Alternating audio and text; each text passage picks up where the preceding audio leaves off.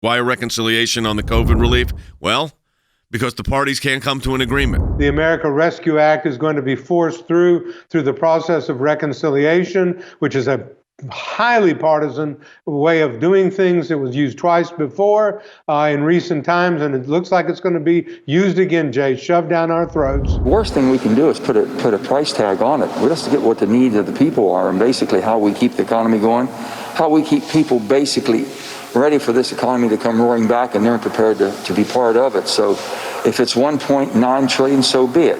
If it's a little smaller than that, and we find a targeted need, and that's what we're going to do. But I want it to be bipartisan. So if they think that they're going to we're going to throw all caution to the wind and just shove it down people's throat, that's not going to happen. We cannot have a slide towards socialism. And I think what Senator Manchin is saying is he doesn't want the U.S. government to become the entity that just gives away money freely. He wants to be responsible. The negotiations between the Republicans and Democrats, which really focused on a difference of about $300 per individual. So not a huge difference there, but significant.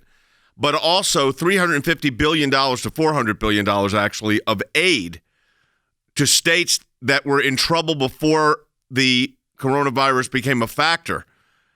That is now going to be included in this reconciliation bill, Andy, because the fight for unity is complete and over. Just abhorrent, the misuse of federal money in this fashion. You're giving it to states who acted irresponsibly in their economics and their fiscal matters before COVID, okay? Now they're coming with their hands out saying, bail us out. What about the small business owner? What about the pharmacy technician? What about the person working behind the counter in the grocery store? What about the person who's got a small business putting up roofs or cleaning gutters or doing things like that? They don't get this money. This money goes to the states so they can squander it again. That is wrong. We'll be getting senators on the record about whether taxpayers should fund checks for illegal immigrants, whether Democrats should raise taxes on small businesses in the midst of this historic crisis, and whether generous federal funding should pour into school districts where the unions refuse to let schools open. The Democrats look like they're going to get this package through, the stimulus package, without Republican support.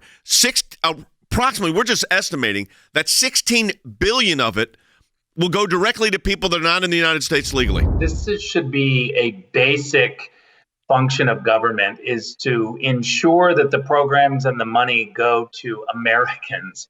It shouldn't even be Americans first. It should be Americans only. And I don't understand how Washington can be so out of the loop with what Republicans, independents, Democrats, everybody thinks that this is just, something that you should fix.